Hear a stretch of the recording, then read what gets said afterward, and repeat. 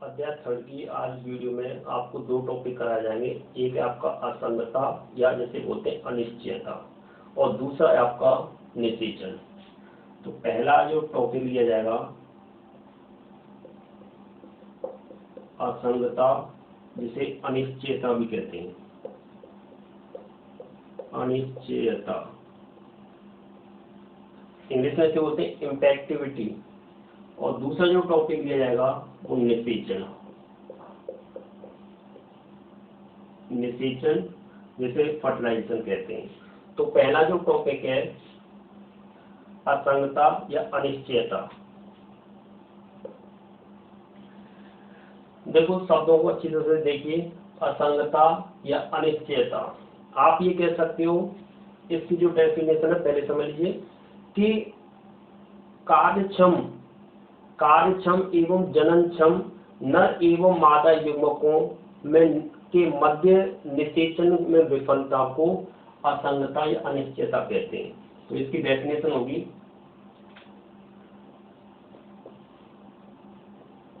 कार्यक्षम व जननक्षम नर एवं मादा युग्मकों के मध्य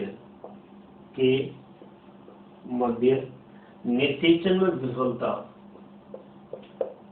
निषेचन में विफलता असंगतता या अनिश्चयता कहलाती है। कोई एक ही नाम ले लीजिए, अनिश्चयता या असंगतता कह सकते हो। अनिश्चयता कहलाती है। तो इस डेफिनेशन में आपने पढ़ा कि अनिश्चयता या असंगतता किसे कहते हैं? कार्यक्षम, क्रियाशील और आपके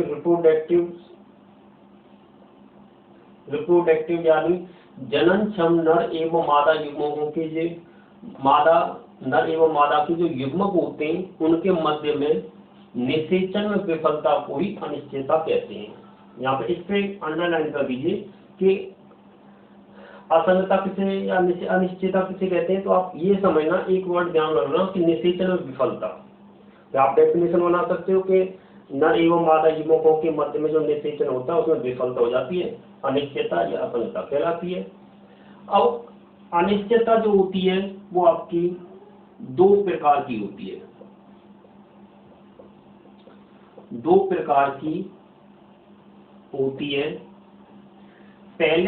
पहली जो है आपकी वो आपके अंतरजातीय या कह सकते हैं अंतराजातीय, और दूसरा आपका अंतरजातीय। अंतराजातीय इंटर स्पेसिफिक, और दूसरा है आपका अंतरजातीय इंटर स्पेसिफिक। ये दो प्रकार की अनिश्चयता होती है। पहला है देखो कि अनिश्चयता क्या कहलाती है, दोबारा रिपीट करिए। अनिश्चयता क्या कहलाती है कि युग्मकों के मध्य में जो विफलता हो जाती है, अर्थात निषेचन नहीं हो पाता है, वह विफलता आपकी अनिश्चयता या असंगतता कहलाती है, जिसे इम्पैक्टिविटी कहते हैं। ये दो प्रकार की होती है, अंतरजातीय इंट्रा स्पेसिफिक और अंतरजातीय आपका इंटर स्पेसिफिक। अंतरजातीय और अंतरजातीय इन दोनों में इंट्रा और इंटर, इन दोनों में आप ये समझ लेना कि यहाँ पे तो आपका एक वंश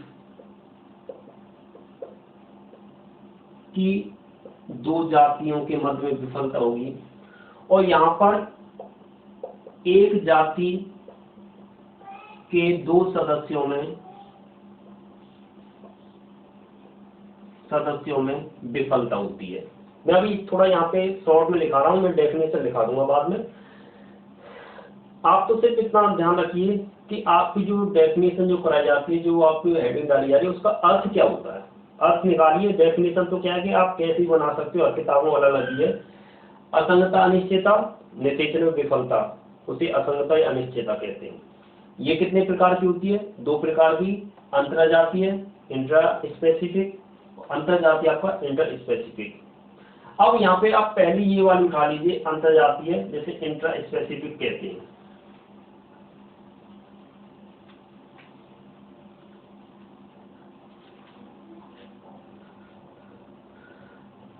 पहली कौन सी उठाओगे आप उठाएंगे अंतरजातीय असंगता। अंतरजातीय असंगता या अनिश्चितता, कोई एक शब्द ले लें, अनिश्चयता। मैंने वहां पे थोड़ा शॉर्ट में लिखाया था कि अगर एक ही वंश की दो जातियों के मध्य में निषेचन विफल होता है तो वो क्या कहलाती है आपकी अंतरजातीय इंट्रा स्पेसिफिक कहलाएगी। तो यहां पे लिख दीजिए आप, एक ही वंश की दो जातियों, ध्यान से देखना, एक ही वंश की दो जातियों के मध्य निषेचन में विफलता,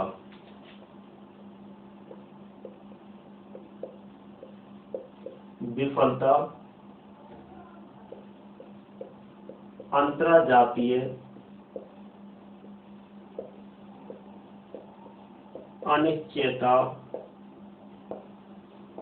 कहलाती है।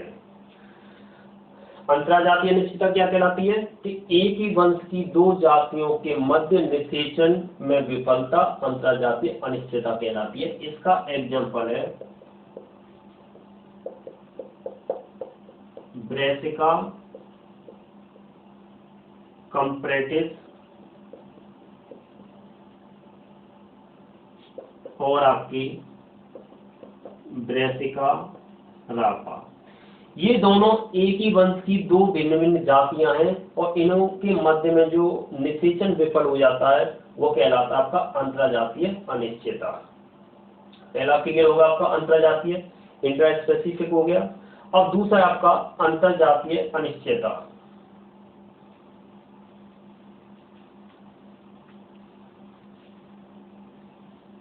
Number second,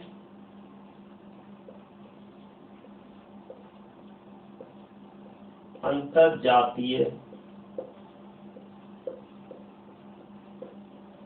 अनिश्चयता। वहां पे आपने ये लिखा था कि एक ही वंश की दो जातियों के मध्य में निषेचन विफल हो जाता है, अंतरजातीय कहलाता है। यहाँ पर एक ही जाति के दो भिन्न सदस्यों के मध्य में निषेचन में विफलता होती है, वो आपकी अंतरजातीय निश्चितता या अनिश्चितता कहलाती है। तो डेफिनेशन आप लिखें, एक ही जाति, वहां पे वंश लिया था, एक ही जाति की दो भिन्न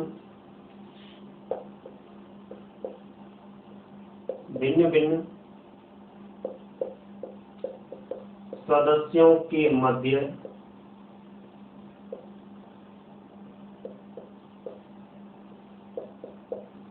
निषेचन में विफलता अंतरजातीय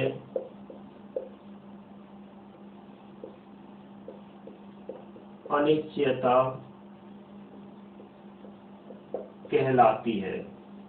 देखो कंफ्यूजन हो जाती है आपकी अंतरजातीय में। जो आपका देखो अंतरजातीय में लिखा था एक ही वंश की दो जातियों के मध्य में विफलता, और यहाँ पे मैंने लिया है एक ही जाति की दो भिन्न सदस्यों के मध्य में। मतलब जाति तो एक ही है लेकिन सदस्य क्या है, भिन्न भिन्न है। उनके मध्य में जो निषेचन में विफलता होती है वो कहलाती है आपकी अंतरजातीय अनिश्चितता कहलाती है। इसका एग्जाम्पल ये जो देखा जाता है वो आपका प्रोमुला में देखा जाता है। प्रोमुला पादप प्रजाति में ये देखी जाती है। अब अनिश्चितता आपने पढ़ लिया। अब बात आती है आपकी कि अनिश्चितता किस प्रकार से संपन्न होती है और कहाँ पे ये घटना चक्र प्रारंभ होता है। तो इसकी जो हेडिंग बनेगी आपकी परागण स्त्री केसर की पारस्परिक क्रिया। पराग स्त्री केसर की पारस्परिक क्रिया। आपने पराग स्त्री केसर क्यों लिया अनिश्चितता को समझाने के लिए? भाई युग्मक कहाँ बनते हैं आपके? पराग और स्त्री केसर में बनते हैं, मतलब फीमेल गैमेटोफाइट और मेल गैमेटोफाइट में आपके परागण और आपके जायक बनते हैं। तो वहीं तो युग्मकों का सम्मेलन हो रहा था। तो यहाँ पे जो घटना चक्र जो घटता है वो पराग स्त्री केसर की पारस्परिक क्रिया के अंतर्गत घटता है। इसमें होता क्या है कि इसमें जो असंगता या अनिश्चितता की जो उत्तरदायी के लिए उत्तरदायी जो होता है वो आपके आकार की एवं कार्य की, लिख दीजिए। इस प्रकार की असंगता के लिए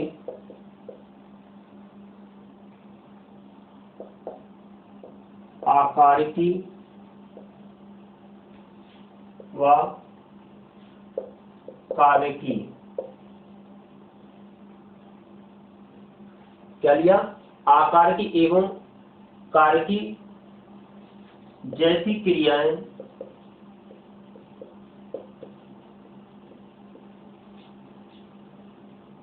जिम्मेदार होती हैं या उत्तरदायी होती हैं।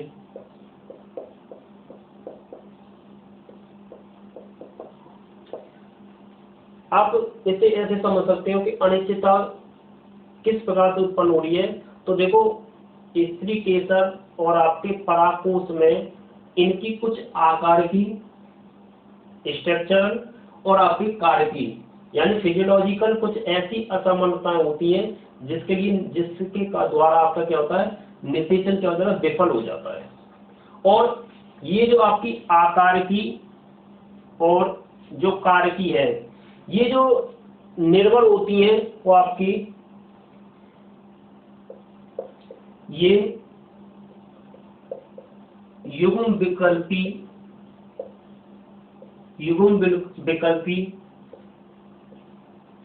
जीन द्वारा निर्भर होती हैं। यानी इसकी विफलता का जिम्मेदार कौन है? यानी युग्म विकल्पी जीन इसका उत्तरदायित्व होता है।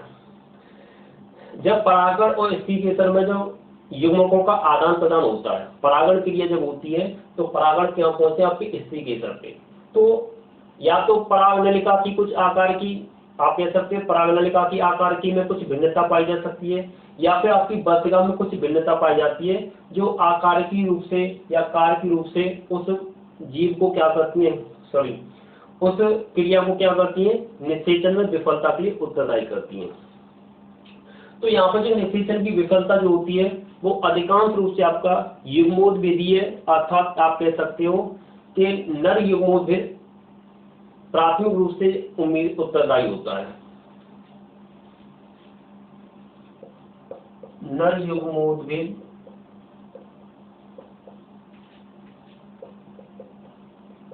प्राथमिक रूप से उत्तरदायी होता है। इस प्रकार की विफलता के लिए जो मुख्य उत्तरदायी होता है वो नर युग्मोद्भेद उत्तरदायी होता है इसके अनिश्चितता के लिए। अब इसमें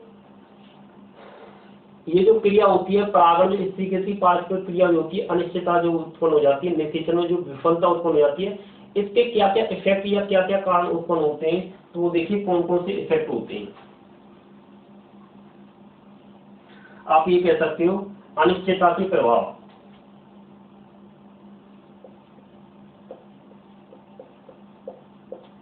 अनिश्चितता के प्रभाव। अब क्या क्या प्रभाव उत्पन्न होंगे?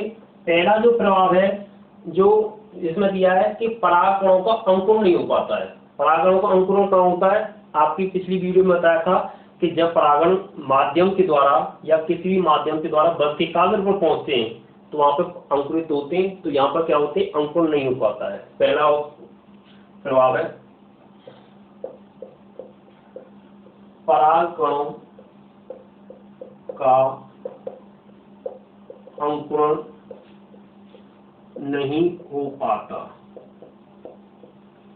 क्या कारण दिया कि परागकणों का अंकुरण नहीं हो पाता। दूसरा है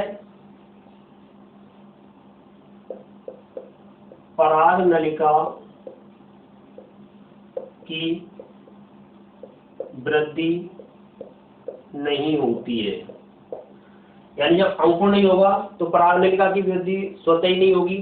तीसरा है पराग नलिका का अपना सही स्थान पर नहीं पहुंच पाना। पराग नलिका जो पहुंचती है वो आपकी बीजांड द्वार में पहुंचती है, जहां उसे बीजांड को निषेचित करेगी। तो पराग नलिका क्या होगी, बीजांड द्वार की ओर ना जाकर अन्य स्थानों पर पहुंच जाती है, जो आपकी अनिश्चितता उत्पन्न करती है। तीसरा है पराग नलिका का, आप लिख सकते हैं पराग नलिका का सही स्थान पर, सही स्थान क्या है, बीजांड द्वार। पराग नलिका का सही स्थान पर नहीं पहुंच पाना।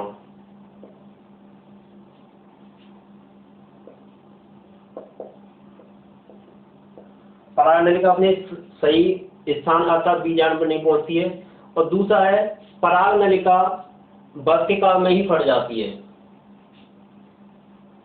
नंबर 4, पराग नलिका वर्तिका में ही फट जाती है। इसमें होता क्या है कि ये जो बीजांड संरचना है, ये आपकी प्रतिमुख कोशिकाएं या आपकी सहायक कोशिकाएं, ये दो ध्रुवी केंद्रक है।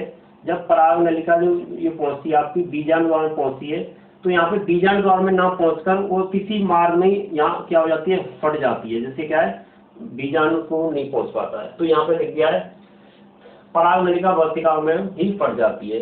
इसके बाद अगला है नंबर 5, केंद्रकों का संलयन या संगमन नहीं हो पाता। जब पराग नलिका मार्ग में फट जाती है, तो जिसमें पराग नलिका में जो दो नर युग्मक होते हैं, केंद्रक होते हैं, वो पहुंच ही नहीं पाएंगे, तो केंद्रकों का संलयन नहीं हो पाता है। मैंने लास्ट में एक लाइन लिखाई थी कि इसका जो जिम्मेदार होता है, यानी अनिश्चितता का जो जिम्मेदार होता है, मैंने नर युग्मोद्भिद बताया था। तो सबसे अधिक जो अनिश्चितता उत्पन्न होती है वो नर युग्मोद्भिद के कारण ही होती है। लेकिन इसमें कुछ प्रभाव आपके वर्तिकाल पर ही पहुंच जाते हैं कि वर्तिका का क्या होता है, परागणों को नहीं एक्सेप्ट कर पाना, या फिर वर्तिका होती है वो अति कुंडलित उम्र होगी, तो इस प्रकार की हो जाती है। तो ये तो हो गया आपका अनिश्चितता या असंगतता। अब बात आती है नंबर 2 टॉपिक पर, जिसे बोलते हैं निषेचन। निषेचन कहलाता है आपका फर्टिलाइजेशन। 2 टॉपिक है निषेचन, फर्टिलाइजेशन।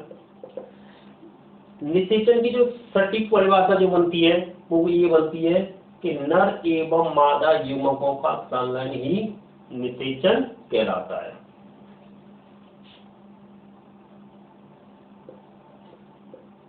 नर एवं मादा युग्मकों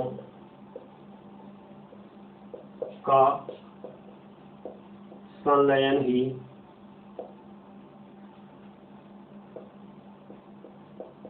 निषेचन कहलाता है।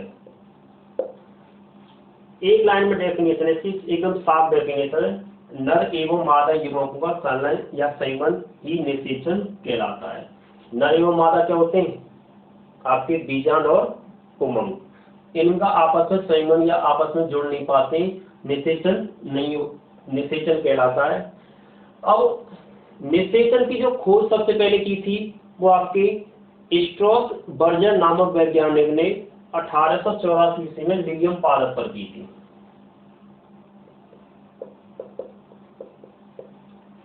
स्ट्रॉस बर्जर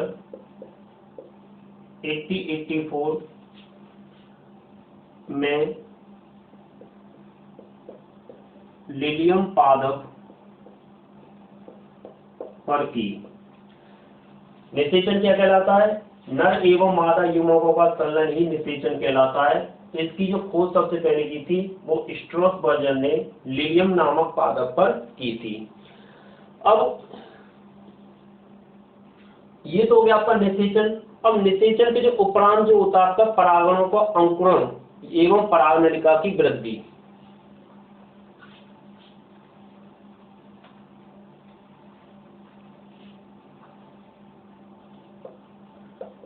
परागण का अंकुरण व परागनलिका की वृद्धि। निषेचन के बाद क्या होता है? युग्मक आपस में मिल जाते हैं, परागण अंकुरित होते हैं, परागनलिका की वृद्धि होती है, परागनलिका बीजा में प्रवेश होकर आपका भ्रूण और भ्रूणपोष का निर्माण करता है। अब इस टॉपिक को पढ़ने से पहले आप एक डायग्राम बना दीजिए इसका।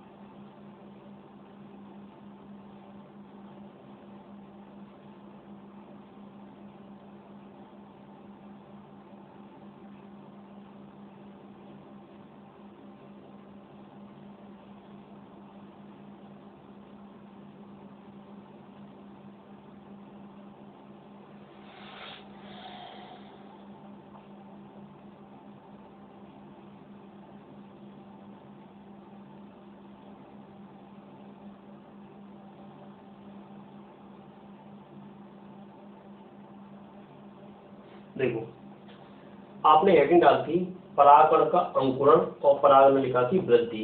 तो यहाँ पे सबसे पहले आप इसको समझें, परागकण का अंकुरण। परागनलिका की वृद्धि बाद में पढ़ेंगे। देखो ऐसा होता है कि आवृतबीजी पादपों में जब परागण क्रिया संपन्न होती है तो परागण कहाँ पहुंचे? आपकी वर्तिकाग्र पर पहुंचते हैं। कहाँ पहुंचेंगे? वर्तिकाग्र पर पहुंचेंगे यहाँ पर। और यहाँ वर्तिकाग्र पर आपके जो पाया जाता है वो आपका स्टार्च, शुगर और कार्बोहाइड्रेट, कुछ वसा भी होती है। यानी ये जो स्टार्च, शुगर, कार्बोहाइड्रेट और वसा होती है, ये परागणों को क्या करेंगे? पोषक पदार्थ उपलब्ध कराते हैं। पोषक पदार्थ उपलब्ध कराएंगे। ये पोषक पदार्थ उपलब्ध होने पर अब जो आपने परागण की जो संरचना पहले पढ़ी थी इस प्रकार से,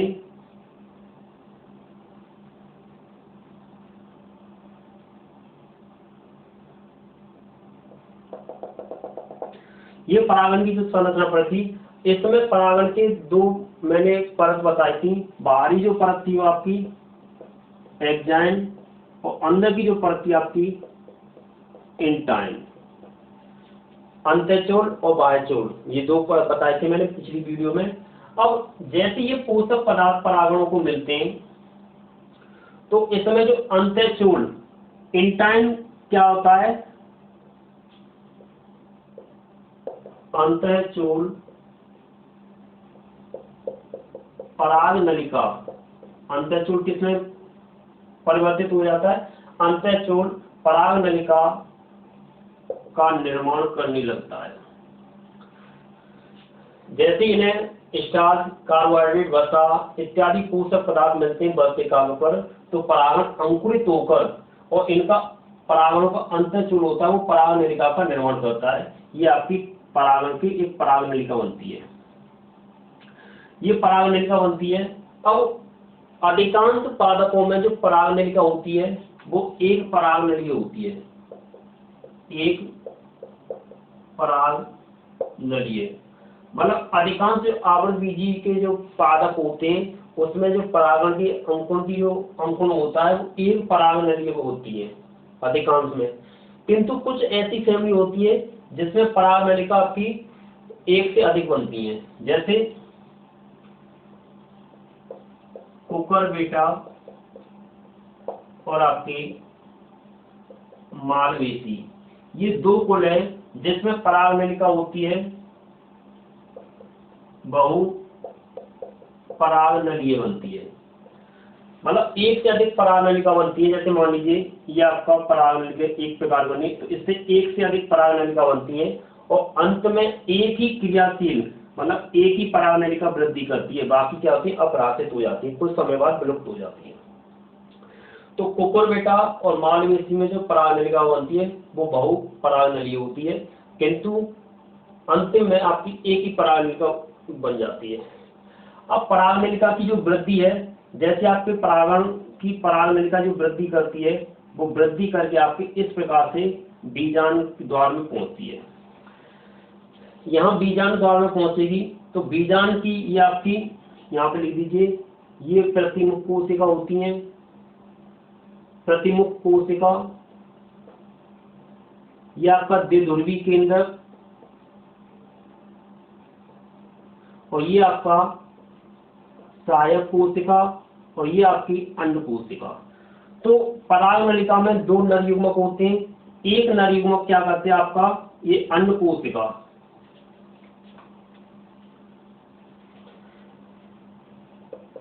एक नर युग्मक प्लस आपके अंड कोशिका। इस पराग नलिका में दो नर युग्मक हैं, एक नर युग्मक आपकी अंड कोशिका से संयोजित हो जाता है और किसका निर्माण होता है भ्रूण का निर्माण हो जाएगा। दूसरा जो पराग नलिका में जो केंद्रक होता है वो आपका अमीबी है, यहाँ लिख दो दूसरा केंद्रक अमीबी है या अन्य कोई गति करके आपके द्विध्रुवी केंद्रक के साथ मिलकर द्विध्रुवी केंद्रक के साथ मिलकर भ्रूण कोश का निर्माण करता है। किसका निर्माण करेगा भ्रूण कोश का निर्माण करता है। तो ये होती है आपकी परागण का अंकुरण और पराग नलिका की वृद्धि। दोबारा समझ लीजिए, परागण का अंकुरण के क्यों होता है या कैसे होता है, वर्तिका पर आपके मंड स्टार्च शुगर आदि पोषक पदार्थ पाए जाते हैं जिससे परागण क्या होता है अंकुरित होकर पराग नलिका का निर्माण करता है। अब पराग नलिका की वृद्धि, तो पराग नलिका की जो वृद्धि होती है वो आपकी वर्तिका में होकर सीधे बीजाणु में प्रवेश करेगी। यहाँ पे सबसे ज्यादा मोस्ट बात जो है नोट डाल दीजिए इसे, पराग नलिका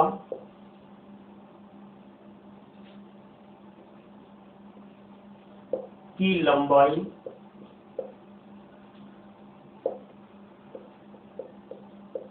वर्तिका की लंबाई पर निर्भर करती है। अगर आपसे पूछ रहे हैं कि पराग नलिका कितनी लंबी बनती है तो कहते हैं जितनी लंबी आपकी वर्तिका की लंबाई होती है उतनी लंबी पराग नलिका बनती है। तो पराग नलिका की लंबाई किस पर निर्भर करती है, वर्तिका की लंबाई पर निर्भर करती है। और सबसे लंबी जो पराग नलिका पाई जाती है वो आपके मक्के में पाई जाती है जिसकी लंबाई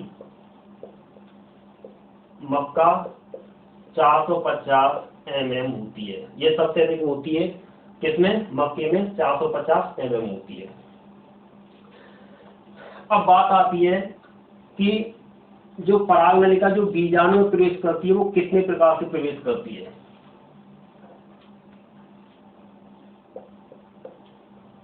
पराग नलिका का बीजाणु में प्रवेश, यहाँ पे लिख दीजिए मुख्यतः तीन प्रकार से। पराग नलिका जो बीजाणु में जो प्रवेश करती है वो मुख्यतः कितने प्रकार से करती है? वो तीन प्रकार से करती है। पहला है आपका बीजाणु द्वारीय प्रवेश, दूसरा आपका निभागी प्रवेश और तीसरा आपका अध्यावनी प्रवेश। तो पहला जो आपका लिया है बीजाणु द्वारी प्रवेश, बीजाणु द्वारी प्रवेश, निभागी प्रवेश और अध्यावनी प्रवेश। तो बीजाणु द्वारी प्रवेश में आपका समझने से आप डेफिनेशन तो आपको आगे लिखा हूं, सीधे समझिए। यदि पराग नलिका सीधे बीजाणु में प्रवेश करती है वो बीजाणु द्वारी प्रवेश कहलाता है।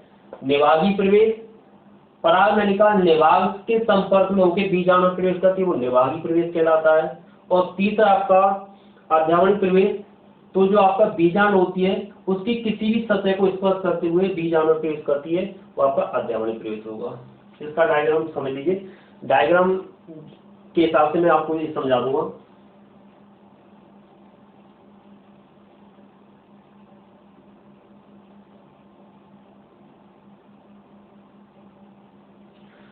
निवास की तरफ जाने जो कोशिका होती हैं उसे कहते हैं प्रतिमुख कोशिकाएं, और बीच के मध्य में या सेंटर में होता है द्विध्रुवी केंद्र।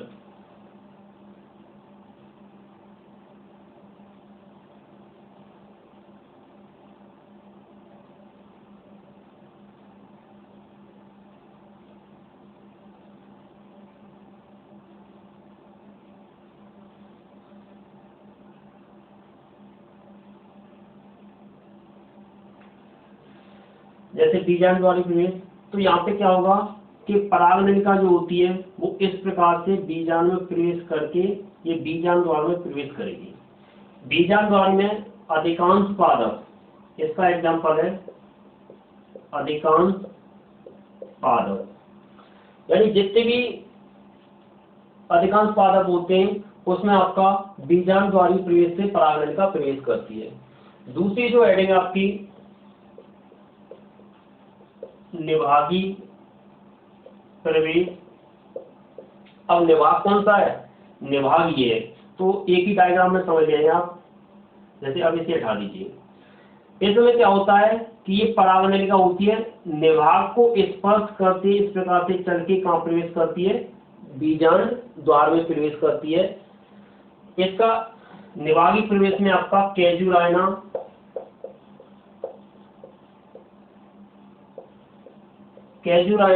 दूसरा आपका जुगुलेंस व बिटूला, जुगलेंस, और तीसरा एग्जांपल है बिटूला। बीजाणु द्वारी प्रवेश में कहां से बताया था आपने कि बीजाणु में इस प्रकार से प्रवेश करती है। दूसरा है आपका ये निभागी प्रवेश, तो इसमें निभाग की सतह से प्रवेश करके स्पर्श करके बीजाणु में प्रवेश करेगी। तीसरा जो है आपका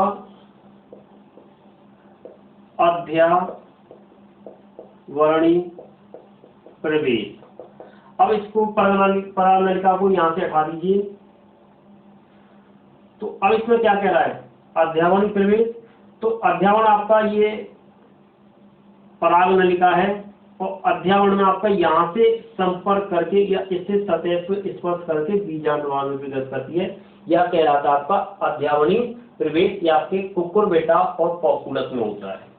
इसका एग्जांपल है कुकुरबिटा और पॉपुलस। आज की वीडियो में आपके दोनों टॉपिक कंप्लीट हो गए। अब अगली जो वीडियो आ गई आपकी डिनिटेशन, डबल फर्टिलाइजेशन या आपका त्रिसंलयन, ट्रिपल फ्यूजन, और टाइप्स ऑफ आपके एंडोस्पर्म यानी भ्रूण कोष के प्रकार आएंगे आपकी।